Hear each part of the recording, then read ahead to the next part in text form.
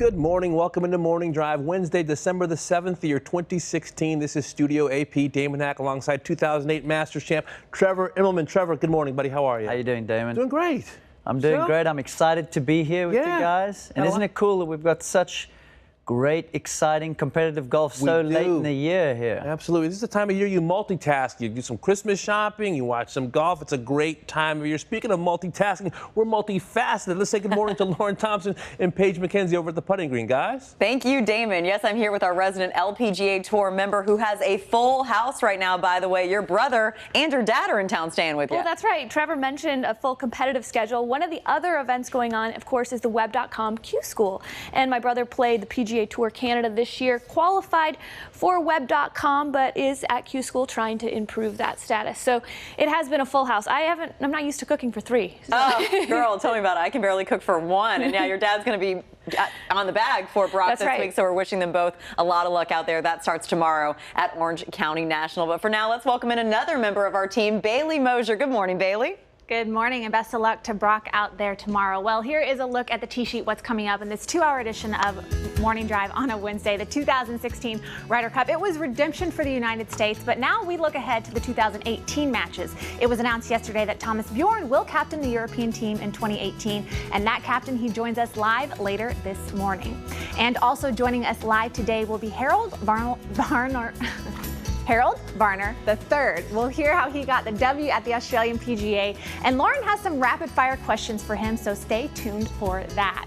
And Pearl Harbor Day, that is today. It's an opportunity to remember and honor all the lives lost at Pearl Harbor 75 years ago. So coming up this morning, we examine the role that golf played in World War II. But for now, let's send it back over to Damon. Okay, Bailey, thank you very much. Now, last year at the PNC Father-Son Challenge at the Ritz-Carlton here in Orlando, Tucker Watkins made this 40-foot eagle putt to lift he and Father Lanny to victory in a playoff over Team Love, Funk, and Nelson. Lanny called Tucker's putt awesome, and it was. And they're back this year to defend their title in a field that includes 20 fathers that won a major or players and 13 World Golf Hall of Fame members. Trevor, you may one day get to play in this event. Why do you like it? Absolutely. I think it's a great event, end of season. When you look at the field, it's like a who's who of the Golf Hall of Fame. Some fantastic players for the fans to go out and watch. And for my son, he's real excited. His friend Leo Goosen is going to be playing with his dad this week. And so really looking forward to the opportunity at the two of us teaming up here in a few years' time. It is so fun to watch these Hall of Famers and their sons, their kids. They have the similar mannerisms. It's like they're twins. Well, I guess they've grown up watching their fathers compete at the highest level. They've seen the success, so they figure, well, why not emulate the closest guy to me here? Yeah, why not copy greatness? Let's send it back over to Lauren Thompson. Damon, also this time last year, it was the pairing of Jason Duffner and Brant Snedeker who started the final day one shot back, but thanks to 6 birdies on the front 9 and 5 more on the back in the best ball format, the duo captured the 2015 Franklin Templeton shootout, finishing things up at Tiburon Golf Club with a total score of 30 under 186. And looking at the top 3 storylines moving into this week, you're going to see 12 two-man teams competing in scramble, alternate shot, and better ball formats. In the mix, major champ Lexi Thompson, now just the second woman since 2006 to tee it up in the event. She knows the course very, very well, as Tiburon Golf Club has been the site of the season-ending CME Group Tour Championship for the past 4 years, and she has been there every single time. But let's check this out. It's basically Team Puma and Team SBK 2016 for spring break. You got Lexi and Bryson right there, and then you got Justin Thomas and Smiley Kaufman. But more on Lexi Thompson, because this is actually pretty big and pretty historical. It's been over a decade since Annika Sorenstam was in the mix. She teed it up with Freddie Couples back in 2006. Lexi, though, is going to make her mark this week. She is, and from what I understand, she's going to be playing the same tees as all the men that she's going to be playing with, which should be really fun and entertaining. The golf course, however, will be playing quite a bit different than the golf course she played 3 weeks ago, because they are extending it to 7,200 yards, which is probably at least 500 yards longer than the LPGA played less than a month ago. So I'm not worried about her off the tee, because she does have the length. If you look at the other players in the field, she actually outdrives Mike Weir and nearly that of Luke Donald. But around the greens, it's going to be a little bit more of a challenge, because likely you have a lot longer shots into the green and we'll put the chipping and putting to the test. Very nice. And she posted this on Instagram, her first Pro-Am group for the Franklin Templeton Shootout. She's also going to be playing, though, with Bryson DeChambeau, Web.com Tour winner, NCAA champ, and also an amateur champion as well. And Bryson DeChambeau with a different style on the greens. Yeah, this is going to be put into play this week as what we understand, a little side saddle approach. Wow. Different grip, obviously.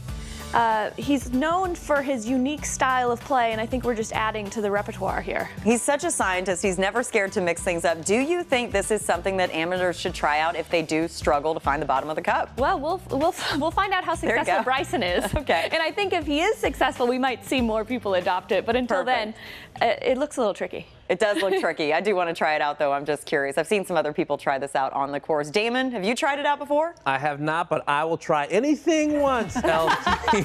All right, tell you what, Justin Rose doesn't need to. He's done a lot of winning in his 30s, including last year at the Hong Kong Open, a one-shot win over Lucas Bjerregaard for his 8th career European Tour victory. The Hong Kong Open takes place at Hong Kong Golf Club, founded in 1889. It is the last event on the calendar year for the European Tour. And Rose in the field to defend despite having to withdraw Trevor last week from the Hero World Challenge in the Bahamas. Now, whenever he tees it up, it seems like he's a factor. Well, absolutely. And when you think of 2016, you think back to the Olympics and Rosie winning that gold, which is obviously a thrill for all of us in the golfing community. But yeah, as you say, you know, last week playing a home game, he lives down at Albany, unfortunately having to withdraw after the first round.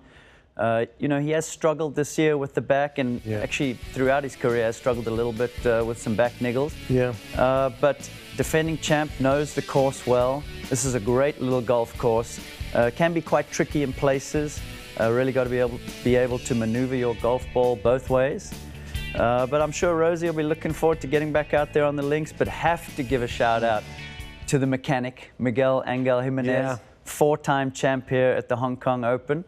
And so I'm sure the 52-year-old will be looking forward to getting another start, and this course suits him perfect. Yeah, 21 career European Tour victories for Miguel, who turns 53 in January. What do you like about Rose's game? 2 major champions, you and he. You've played a lot of golf together, living here in Orlando. What do you like about his game? Everything. Everything. Okay. He hits it. He's a big man. I mean, a lot of people might not realize 6'4", big, strong guy. Hits it far, drives it accurately, great iron player. One of the best bunker players on tour. Always has been a great bunker player ever since we were juniors. I would say the only weakness in his game, the thing that might be not as consistent as the rest of his game, is his putting. When he putts well, he clearly makes enough putts to win the biggest tournaments under the most pressure.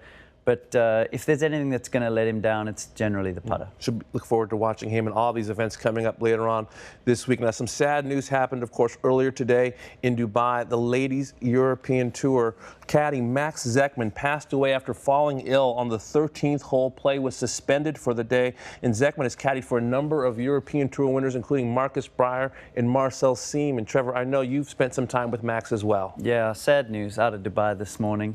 I've known Max for many years, since I started on the European Tour in 2001.